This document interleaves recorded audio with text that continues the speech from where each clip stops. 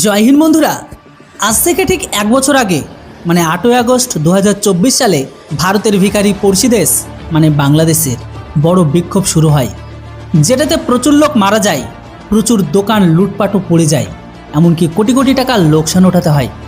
এর সাথে সাথে তখনকার ক্ষমতায় থাকা শেখ হাসিনার সিটও চলে যায়।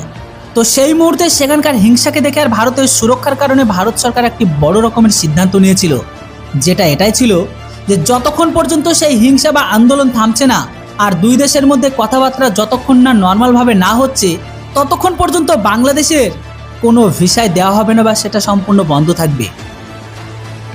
কিন্তু হিংসা এখন থেমে গেছে, দিয়ে আবার নতুন করে শুরু হয়েছে। বাংলাদেশের হাসিনা সরকারও পড়ে গিয়ে ইউনূসের সরকার তৈরি হয়েছে, যেখানে ইউনূসের 1 সাল পুরনো হলো, কিন্তু ভারত এখনো পর্যন্ত বাংলাদেশ লোকেদের জন্য কোনো রকম ভিসা সার্ভিস শুরুই করেনি। আর এই কারণে বাংলাদেশি লোক এখন চিন্তিত। তখন বাংলাদেশি লোক ভারতে কি কারণে আসতে চায়, যেখানে তাদের পছন্দের সরকার তখন তাদের ক্ষমতায় বসে আছে? তো বন্ধুরা, এর রিজন হচ্ছে বাংলাদেশে বেড়ে গেছে বেকারির সংখ্যা, মানে কর্মহীন বেকারত্বের জ্বালা।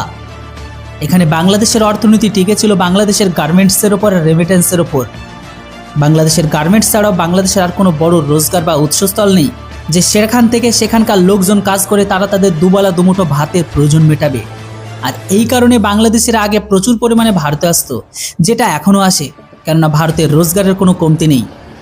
আপনাদের জানার জন্য বলে দিই, আগস্ট 2024-এর আগে প্রত্যেক মাসে প্রায় 6 থেকে 7 হাজার করে বাংলাদেশি ভারতে আসতো, আর এখান থেকে পয়সা কামিয়ে তারা তাদের ঘরকে চালাতো। কিন্তু হিংসার পরে থেকে ভারত তাদের দেশের জন্য দরজা সম্পূর্ণ বন্ধ করে দেয়। হয়তো এই দরজাটা খুলেও যেত যদি না ইউনূস ভারত বিরোধী না করতো আর সেই দেশের মানুষ। তো এই মুহূর্তে ফান্ডের কমতি থাকার কারণে একটা একটা করে বাংলাদেশের কোম্পানিতেও তালা লাগছে। স্বয়ং ইউনূসের অন্তরিম সরকার ভারতের কাছে এটা চাইছে যে ভারত যেন বাংলাদেশিদের ভিসা সার্ভিস পুনরায় শুরু করে দেয়। আপনারা আজকে আপনাদের মোবাইলে বাংলাদেশ ঢাকা ট্রিবিউনের যে নিউজ আর্টিকেলটিকে দেখছেন, যেটাতে বড় বড় অক্ষরে লেখা আছে ভারত যেন বাংলাদেশিদের জন্য পুনরায় ভিসা সার্ভিস শুরু করে দেয়, কেননা বাংলাদেশের ঘরের ভেতরে যে রোজগার কিনে হাঙ্গামা চলছে সেটা যেন দূর হয়ে যায়। আপনাদের জানার জন্য এটাও বলে দিই যে একটা সার্ভে অনুসারে 2025 সালের ডেটা অনুসারে বাংলাদেশের বেকারত্বের সংখ্যা 35 লাখেরও বেশি।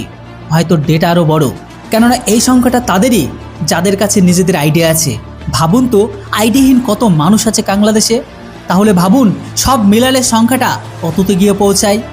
দেখলে বুঝতে পারবেন যে সেখানকার সত্তা পরিবর্তন হলেও ইসআই, বিকাশ ব্যাংক আর ওয়ার্ল্ড ব্যাংক মিলে এদেরকে আরবো ডলারের বাংলাদেশের জন্য মঞ্জুরিকে দিয়ে দিয়েছে, যেটা কিস্তি বা ইনস্টলমেন্ট হিসাবে স্টেপ বাই স্টেপ তারা পাবে। আর এই পয়সা দিয়ে বাংলাদেশ তার কাঙালিপনাকে দূর করতে পারে, কিন্তু আমি বলবো পারবে না, বা হয়তো এই টাকা দিয়ে নতুন করে রোজগার তৈরি করতে পারে, কিন্তু কোনোটাই হবে না। কেননা ইউনূসের বর্তমান ক্ষমতায় থাকা সরকারগুলো আর তার সঙ্গপাঙ্গগুলো এই টাকা তাদের নিজেদেরই পেটকে ভরাবে। বাংলাদেশের বিদেশি প্রবক্তা শেখ আলী আহমেদ জানিয়েছে যে ভারত আমাদের পড়শি হওয়ার কারণে ভারত যেন বাংলাদেশের ওপর থেকে মুখ যেন না ফিরিয়ে নেয়। এই সংকটের টাইমে ভারত বাংলাদেশিদের জন্য সহায়তা করে।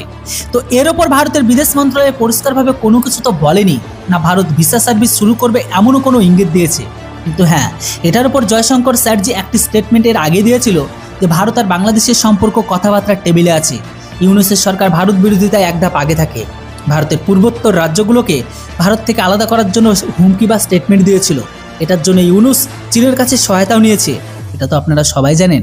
ইউনূস যখন চায়না গিয়েছিল ভারতের পূর্বোত্তর 7টি রাজ্য, মানে যেটিকে 7 সিস্টার নামে আপনারা চেনেন, সেখানে তারা চীনকে নিবেশ করে আনারও কথা বলেছিল, যেখানে ইউনূস তাদের সাথে কোনো সম্পর্কই নেই।